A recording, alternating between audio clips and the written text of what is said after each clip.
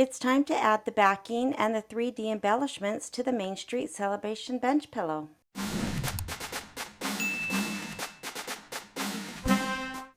The first thing I'm going to do is add my backing. I have my backing fabric and I am making a wall hanging, so I am doing things different than the directions. I believe that this is to be an envelope backing that you would cut according to the directions, sew around the edge, and then flip inside out so that then you could put your pillow inside of your project. I am just going to sew this to my quilt, and then I'm going to add binding and ties so that I can hang this up. For my backing, I am just laying it straight on, wrong sides together. I am not adding an additional layer of batting.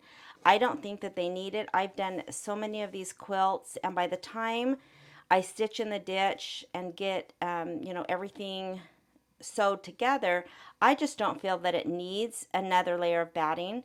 However, you could easily cut your batting to the size of your quilt top and sandwich that between the quilt and the backing. Now, I still have not trimmed the muslin, which is my stabilizer, off the top and the bottom. I'm going to do that after I get this all situated and stitched on the quilt.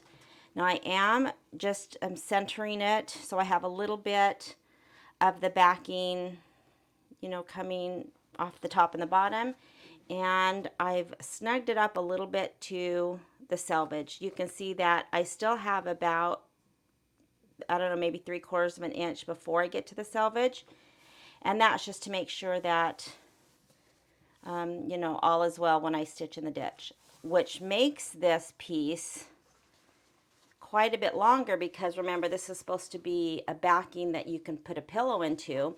And so my quilt ends right here, and I have about, I don't know, let's see, about 4 inches, maybe 3.5 if I don't count the selvage. I am going to use this for the ties at the top so that I can hang my quilt. And that's why I snugged it all the way over instead of just centering it. I don't want to waste this fabric. And so I think I'm going to use that, even though you could, if you're doing a quilt top, if you're doing your binding, you could use the same fabric as the binding for the quilt ties, but I thought it would be fun to use this fabric and have a different binding for, a different fabric for my binding. So what I'm going to do is, I have just laid this out. I have one pin in so far, and I am just going to take my pins. I have just, some curved quilting pins, and I'm just going to pin every once in a while to keep this together. I won't put them close to any of the seams. I'm going to be stitching in the ditch of all the seams between the blocks. I will stitch on the top and bottom of the inner border, as well as all of the outer border that's been patchwork. I will stitch in the ditch on all of those.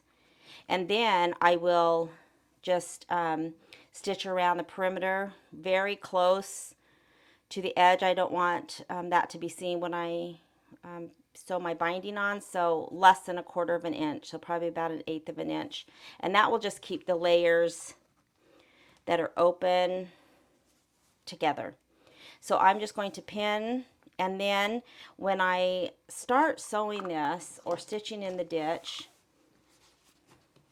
I'm going to start from the center. And what I usually do on bench pillows is I will start in the center, and I will do all of the center blocks first. So I will probably do this one, and then just work my way across, and then come back and do this side so that all of the center blocks have been stitched. And I will, even though I will pin, I will make sure that it's, smooth. The backing is smooth and doesn't have any big wrinkles or anything in it. Then after I do that, what I do is I will stitch either the top or the bottom, just doesn't matter. I will stitch across this inner border. So I will stitch down one side, and then the next side, and then do the top And then after that's done, I will come and stitch all of these. So I kind of work my way from the center out as well as the center out this way. And then stitch around the whole perimeter. Now for the thread, I am going to be using my clear mono poly thread as well as a bobbin.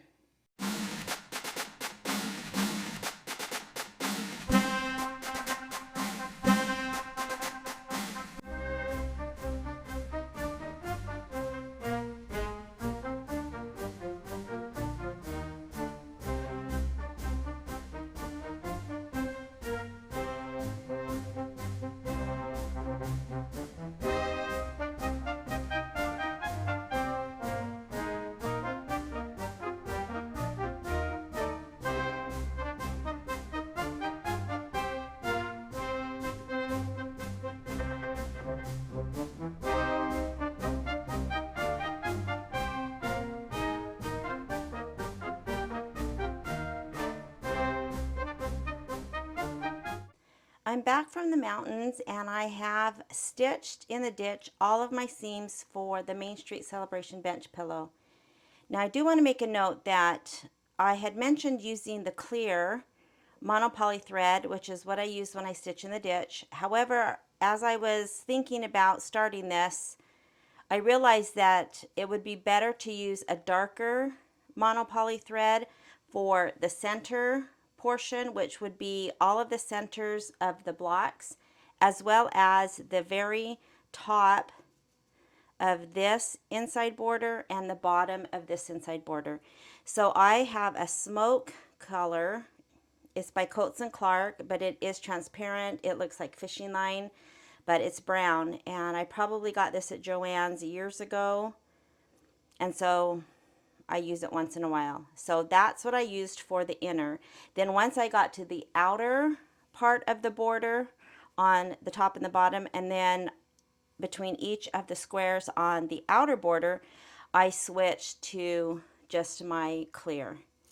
Now, I do want to note that I did use a clear bobbin for all of it, even when using the smoke, and that's just so that I wouldn't have brown stitching, you know, on part of the backing. It's all the clear. All right, so I'm ready to trim this down and then put the embellishments on. To cut my corners and the edges all around the wall hanging and keep it as square as I can get it, I am going to use some of the seams to help me line things up. And so I have a large ruler. I think that's important. Rather than just taking a small ruler, you can get a better sense of how things are lining up if you have a larger ruler. I have put my ruler down, and in a perfect world, these little patchwork pieces would measure 3¼ inch to the edge of the fabric. They were 3½ inches, and I've sewed them to the inner border, which takes up 1/4 inch. But they do have quilting. We have pressed it and stitched in the ditch, and so when I line up a mark at 3¼ along the seam, I want to keep it as straight as possible, so I've lined up along this inner border seam. I am not quite 3¼ to the edge of most of the fabrics. Now some I am. For example, this green looks like it's right to the edge. The blue is a little bit short on the piece that I can see. This red starts good, but then towards the bottom, you can see I see quite a bit of muslin, and I just need to still cut according to a straight line. I don't want to just cut against the fabric because that's not going to give me a true square cut. And that's one of the main reasons I leave my stabilizer. In this case, it happens to be muslin. It could be no-show mesh. I don't trim that until I have put my backing on. And that is to make up if there's any shortfall on the piece of fabric that I need to cut. So I am going to line up again my 3½ or my 3¼ along the seam of the inner border. I will put a marking down. I should be pretty straight, but I will square that up at the end also. But to make sure I'm, about as straight as I can be, I am also putting a mark at the bottom, or it's the right and left side that I've already cut, to make sure that I'm not tilted and that I'm as square as I can with 2 markings. Now when I trim, I want to save this piece. I have all of that excess down here, so I don't want to cut way down here. I'm going to start right about where that edge of the quilt is, and I am going to cut and show you. Let me trim this piece off. I remember I'm saving these. I probably am going to use those for the ties, so let me just cut and show you. So if you can see, this green looks really good. The red starts out good, but then you can see that I have extra muslin and of course my backing, but it measures the right width, and so that's how I want it to be. So when I put my binding on, I should be good to not have any of the stitching showing. I will do all the corners first, and then I will come back and I will take a long ruler and I will cut, the piece that's left after the corners have been cut.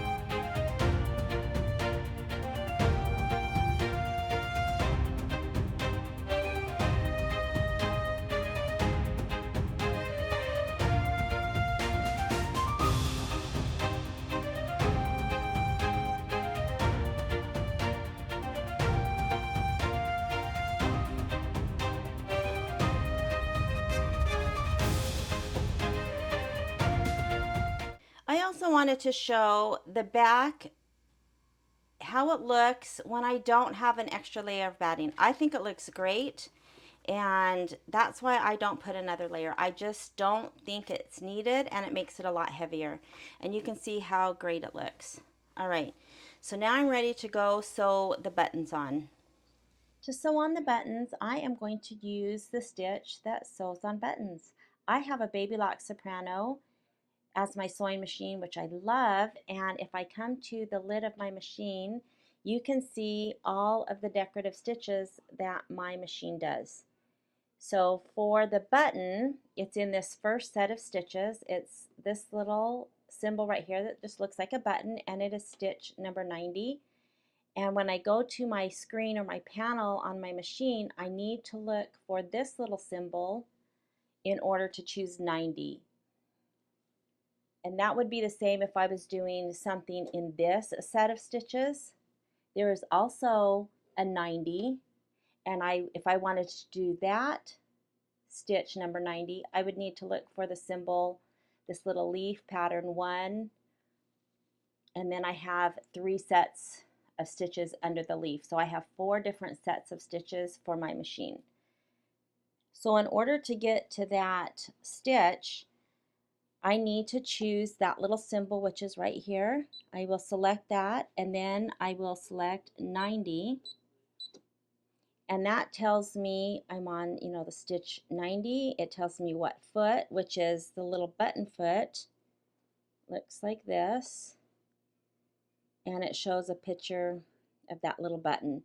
And all of these are preset. This is like a determined stitch pattern, and so I don't need to mess with anything on these right here. It's already set.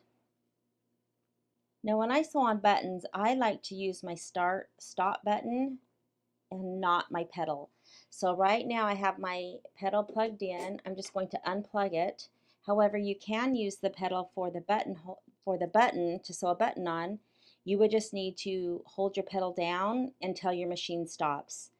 When it stops, and that whole series of steps to complete sewing on the button is finished, your machine will stop and you just would let your foot off the pedal. but I'm just going to use the start-stop button. There are two ways you can use this foot.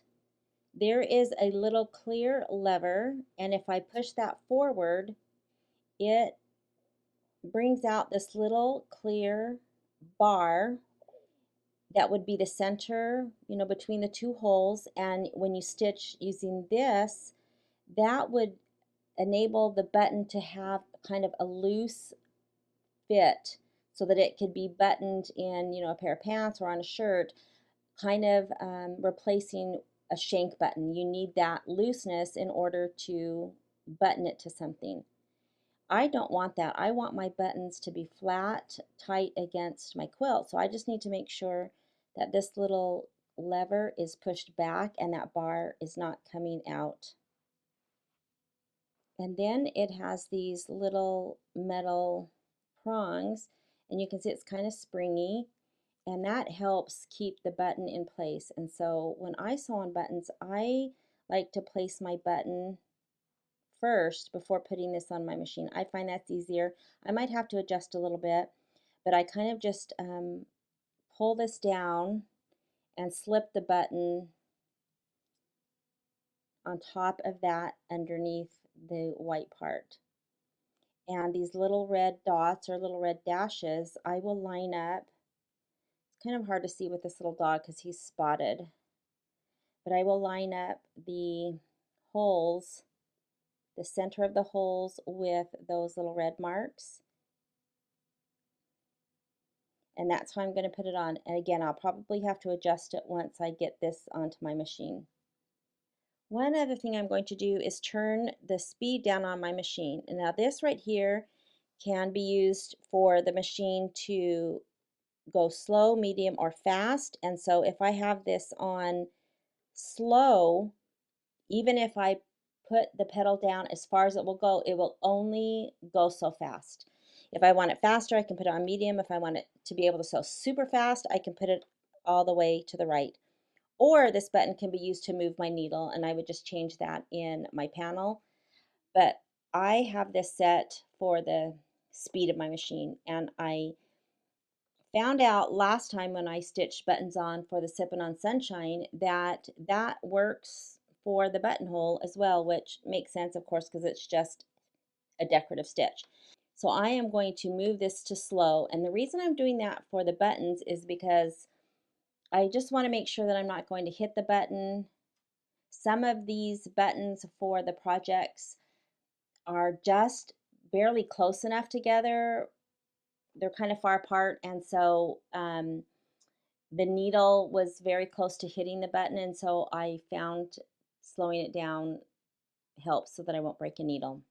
Now, when I put my foot on and, you know, put my quilt under, I did use raise the presser foot on the back of the machine because you can raise that even higher than just the standard. And so I was able to lift that higher to get my quilt under.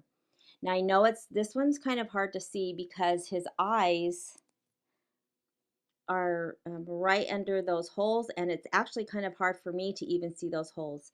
So what I always do when I'm starting a button is I will use my hand wheel. Now my hand wheel, when I start the stitch, I could do the whole stitch and it would finish that whole series of stitches and then stop, even using my hand wheel.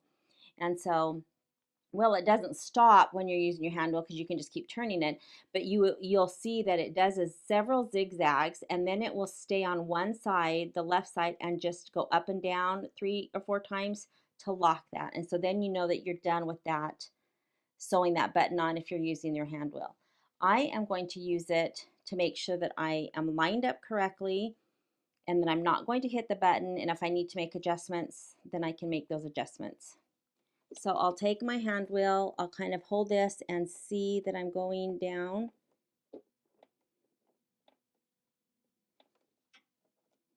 I'm going to move this.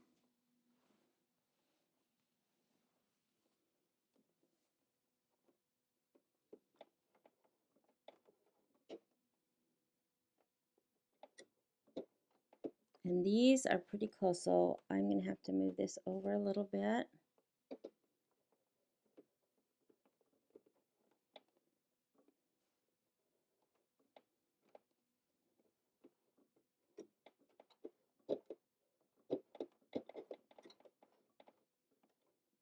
pretty close, but I'm going to go ahead and just go for it. So now I can just hit my start stop button and it will do the whole entire series. It will go pretty slow because I've slowed my machine down. So hopefully I have it and I won't hit this button, which I'll be sad because, you know, these are specialized buttons. I'm going to do it one more time since I kind of just moved that. And or again, I could just do this with the hand wheel the whole entire time if I felt uneasy. All right, I'm gonna try it. He's not really exactly straight, but I'm gonna go for it. So I'll hit my start stop, and you can see how slow it goes. And then it locks off, and then I am going to do that again. I'll hit my start stop, and it will do a whole nother series, and then it will tack off. And then I will cut. Now I will lift my presser foot and then slide towards me because it's got to, you know, slide to get out from underneath those little bars. All right, so let me cut this.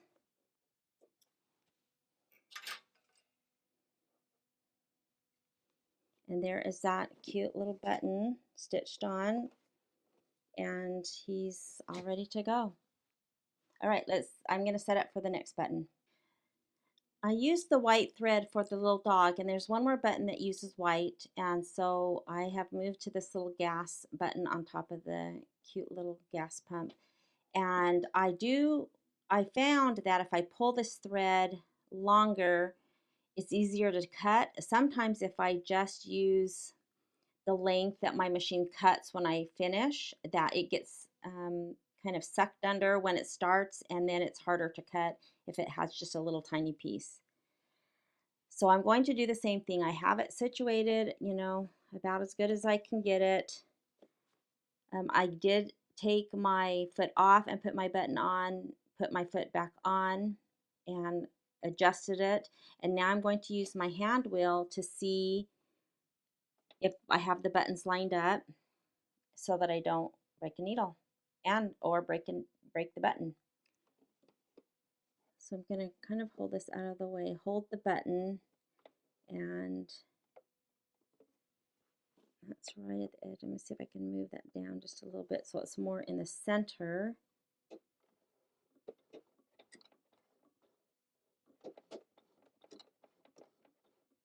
Okay, I think that's good. So I'm going to hit the start, a stop, and it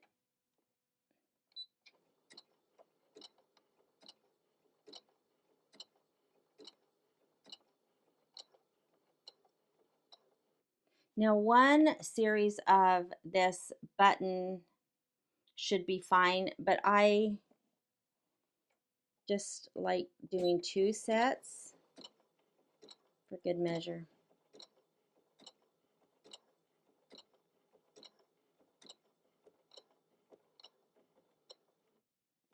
It's finished, and so I will cut, and then I'll lift using this back because I have to push it up higher and pull forward. And then I'm going to pull that a little bit longer while I'm thinking about it. And there is that cute little, got a little fuzz here. That cute little gas. All right, I'm going to get set up for the next button. The next button I'm going to put on is a little picnic basket. Now it goes inside of the truck and looks like, you know, it's in the back of the truck. It does kind of make the truck vinyl, you know, stick out, but that's where it's made to go. So I'm going to do that. I have changed to an orange thread so that it blends in a little bit better, or as much as it can, over the part that is by the buttonhole. So I'm going to hold this thread down so it doesn't get sucked under. I didn't pull out very much on this one, so I want to hold it. And then I am again going to use my hand wheel to make sure that I am not going to hit anything. I think I need to move this down just a touch.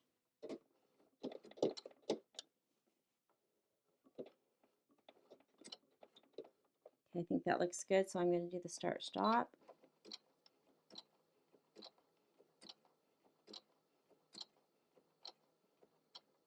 It locked off. I'm going to do it again.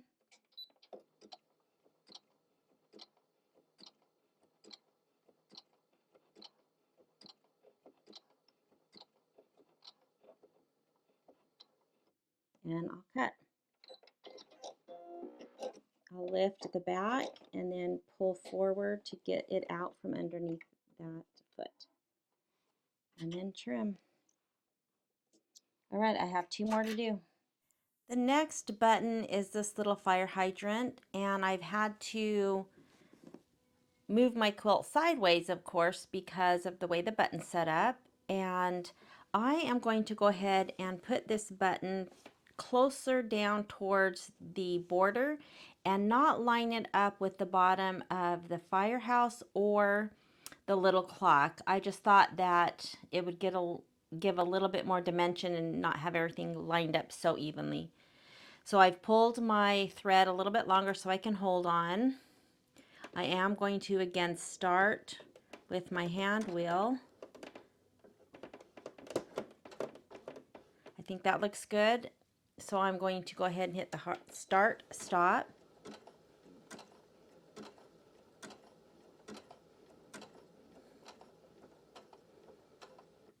Now I see a little piece of my white bobbin, and I'm going to try to remove that so I don't see it. I'll try that in a minute, or maybe this set will cover it up. All right, it's finished one cycle. I'm going to go ahead and do it again. Yeah, I can still see it, so I'm going to try to take that off from the back so that the thread blends in better. All right, so I've done 2. I'm going to go ahead and cut. I'll lift up and pull forward so you can see that the white is showing. And I'm going to see if I can get a needle. And so that's just a little piece of that bobbin that came up, so it'd be nice if you could see it. So I just pulled with the needle, just pulled that bobbin. I'm just going to trim it.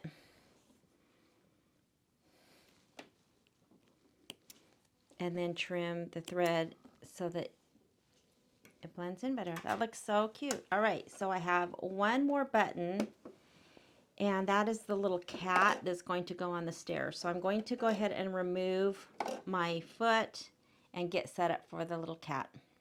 I have the little cat situated, and this cat looks like it's sitting on the step. So I've put it on the bottom step. I've kind of moved it over so it doesn't cover up the little flower pot completely, but you could, put this anywhere that you wanted. All right, so I think that looks good. I've pulled a little bit longer thread. I'm going to hold the button.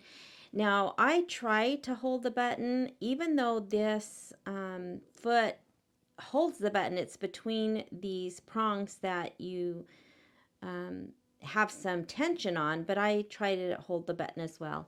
Now I'm going to use my hand wheel, and I did already have to move that over.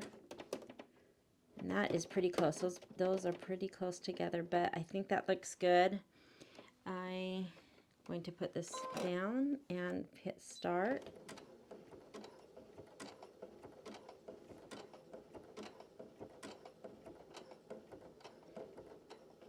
And I think I'm just going to do the one cycle. So I'm just going to go ahead and cut and lift and pull towards me.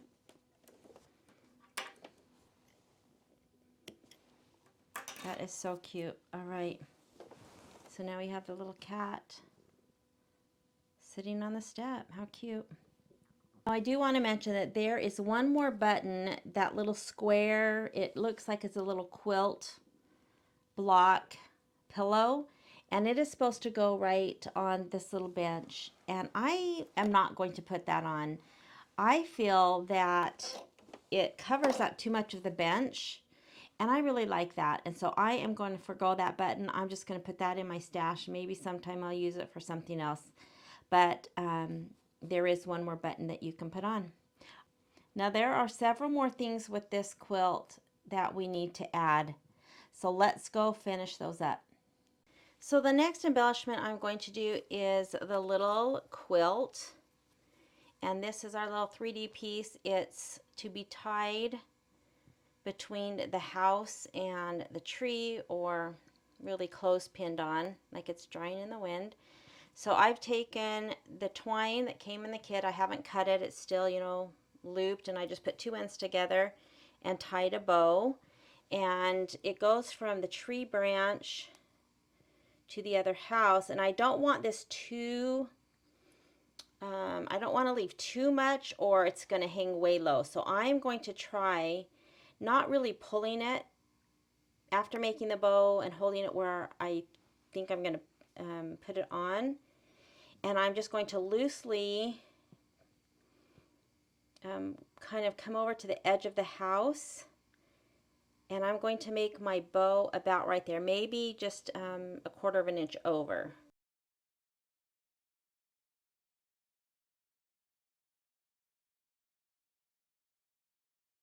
So that looks about right. And then I think once I hang this little quilt, it will kind of curve down, and we'll see. All right. I think with these, I could go back and do the same little buttonhole stitch over each of these. So I'm going to think about that. Otherwise, I might just hot glue it. I normally don't hot glue things on quilts. However, these are going to be hanging up. I don't think these would ever be washed. So I may just hot glue those. So there's that one. And for the general store, the directions say to go ahead and do a stitch kind of along this part of the outline where it's black, and just take a stitch and you'll never see it, which I could do, but I'm sometimes want a faster way. So I'm going to try my Peel and Stick Fabric Fuse. This is a permanent adhesive. This is not a heat set. So I cut, you know, it comes, the one that I have is pretty wide, and so I just cut it. Here's the extra piece I may or may not use for something else. And I'm going to put it on the back. Of course, it's sticky on one side and it has a paper backing. And I think I might be just a little bit long. I don't want any of that adhesive poking out. So before I really press this down, I am going to just peel this back and cut a little bit of that off. And now I'm going to really adhere it just with my point turner, so it really gets adhered, because remember, this is not heat set. And then I can peel the backing.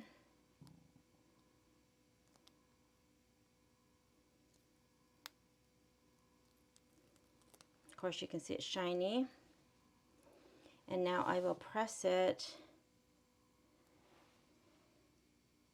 Before I press it, I think that looks about right. I'm going to center it on the roof, and then it looks like the edges come to about each of the edge of these little pillars. So I'm going to press it. Now, let me get a pressing cloth. So I just have a piece of muslin that I use for a pressing cloth. I like to cover things if at all possible, to make sure that I don't, you know, get it dirty or get any marks. And I'm just going to press this. I could also use a little seam roller. So I have my cute little seam roller. I bought this on Etsy from this little man. I think in Utah, Hand makes these, and I have several of his seam rippers that have all different colored handles, and they are really good seam rippers. Anyways, I really liked his stuff. All right, so I'm going to just seam roll because it takes pressure. Again, this is not heat. You can't use heat for this. And so you just need pressure to stick that, and then it's permanent. All right, that looks really good, and it's stuck down. And I may use that on some other things. All right, so let's see what we have next. So for these little banners that go over the general store, they also have this twine, 2 little bows, so it looks like, you know, it's tied to the house or to the store. And what I think I'm going to do is put a little bit of this adhesive on the backs, and then just hot glue the little bows. So for these, remember they're backed with our glitter vinyl, so they do have a backing and it's pretty sturdy. I'm just going to cut a little piece that can attach to this part of the house and not necessarily over, if any part of it comes over the window. I don't need to cover, I guess, the whole entire half circle like I did the general store. I'm just going to put a little piece, and it looks like they need to be a little bit thinner.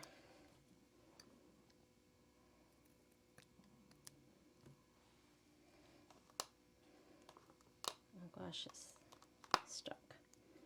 So just a little rectangle. I'm going to put it towards the top of the little banner piece.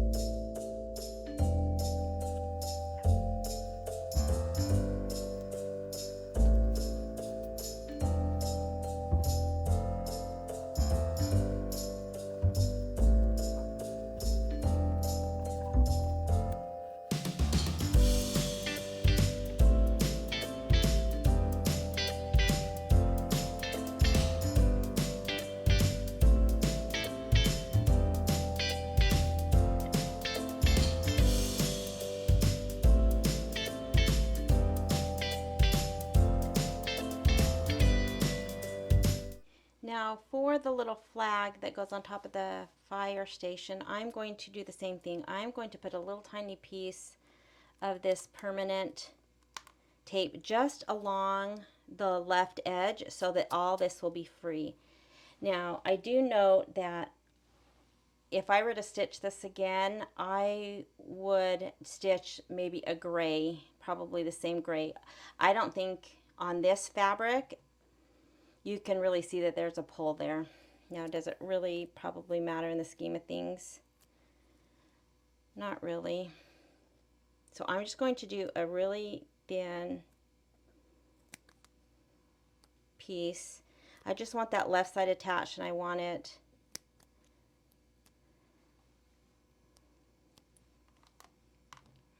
not attached everywhere else. So I will put it on the side with the stars.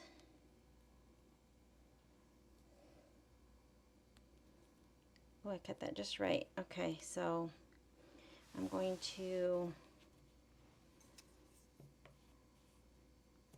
put pressure. You need to put pressure on the tape so that you can peel up the backing and not have the tape come with it.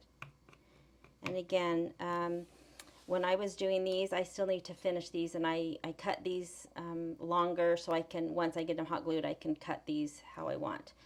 But at first I kind of had these a little bit crooked. It's not perfect, and it's pretty stuck. I was able to get one side up, but this is extra. All right, so I have that little piece. I'm going to peel the paper off.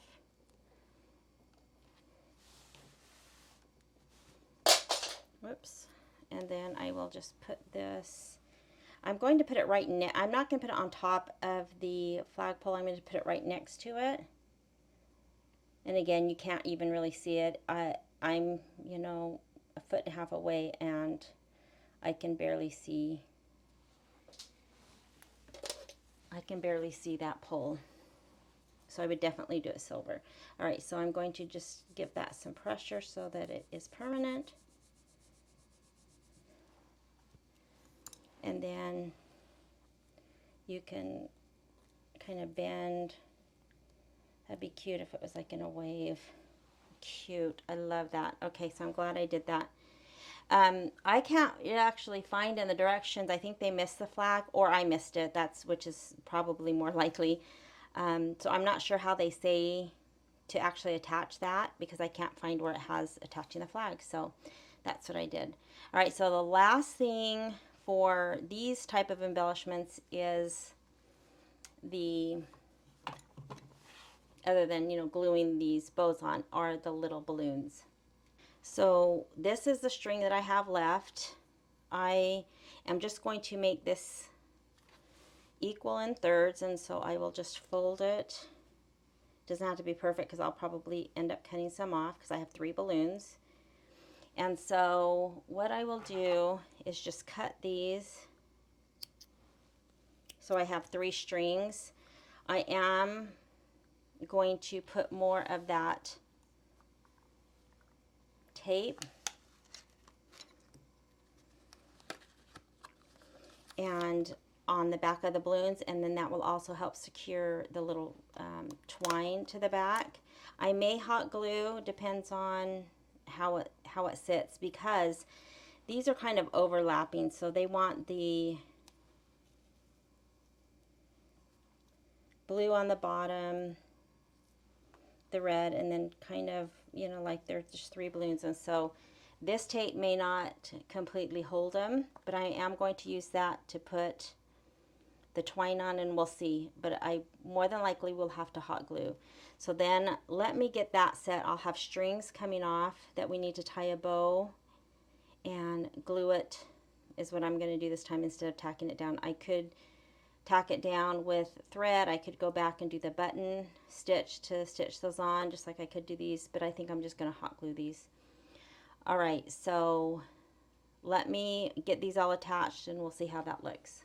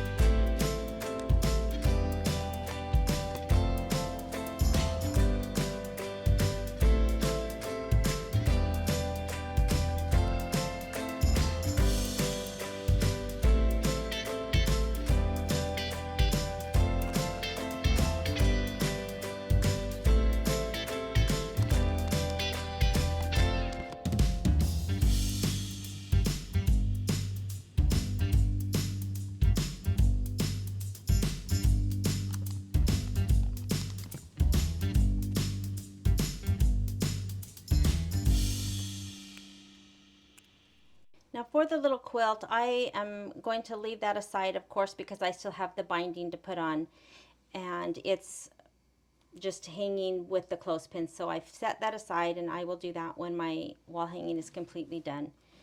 So now there's one thing left that I have to do for the embellishments, and that is where these little eyelets are. Now it's meant to have the little fairy lights to cut out in between all of these eyelets, and some of these are hard to see because it's, you know, the same color as the fabric, but in between the fireworks there's also some that are just on the fabric. And again, that was for the fairy lights, and I am not going to do that. I am going to be using the crystals. Before I heat up my tool, I'm going to show you how it works. Now I've placed the crystals. Again, these are crystals that came with the heat tool. These have adhesive on the back that needs to be heated up so it will melt, and then you let it cool, of course, and then it sticks. So what I do is I place where I want my crystals. I'll probably just do one block at a time, and I put them in all of these little eyelets.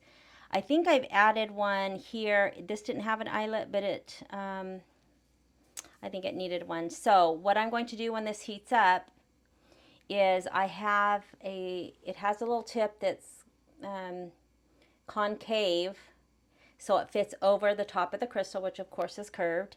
And this is hot, so, you know, be very careful. And then you just put it perpendicular, straight up and down over that crystal, and you just press for about 8 seconds. And you just let that heat up. Then, of course, lift straight up and let it cool. Because if you immediately try to touch it, let's say you want to see if it's stuck, it's still liquid or it's still hot, and you'll move it, and then that'll kind of mess up the adhesive. So you do need to let it cool.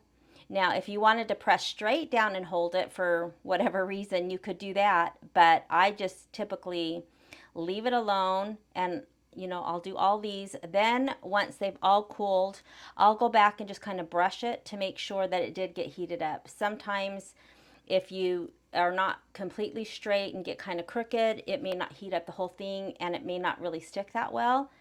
And so I'll just kind of brush over all of them to make sure that they're stuck. And if they're not, then I'll just reposition it and reheat it, trying to make sure I'm as even with, you know, a fair amount of pressure. You don't want to do it too hard and break these. These are just, you know, cheap plastic. But I think that's going to look good. So I'm going to start with this block. I'm going to heat my tool up, and then I'll go back to this block, and then I'll just work my way down on looking at all of the eyelets. Again, some of them are hard to see because that thread matches super good with the background fabric. Now it also comes with this little stand so that when you lay it down, you know, you're not having a chance that hits anything. There is a little on-off button, and then there are also different size tips. You can get different size crystals. Now those sizes that come with the kit that I bought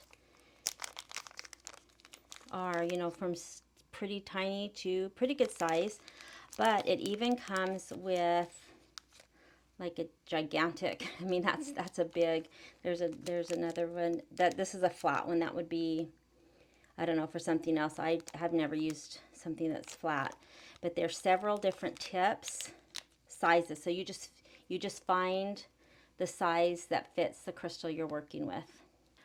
While my heat tool is heating up, I pulled out 2 of my seam rippers from that little man so he makes all different styles, and you can get them in different colors. You can get, you know, plain wood that's sealed. Of course, they're all sealed, or different colors. I think I have a bright pink, like the seam roller. I have blue. So anyways, and they are long and super sharp.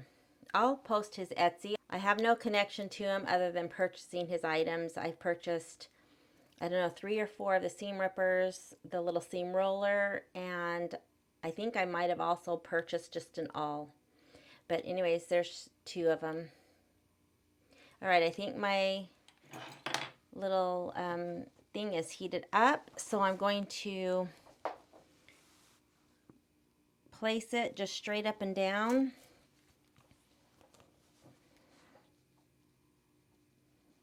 Oops, I just moved it. Let's see. And then I'm just going to hold it with some pressure for about 8 seconds.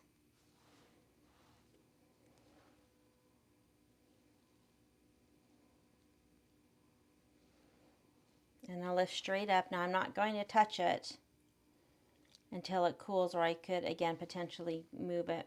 And so now you can see that it's stuck and looks great. All right, I'm going to continue with all of these across the cute little quilt.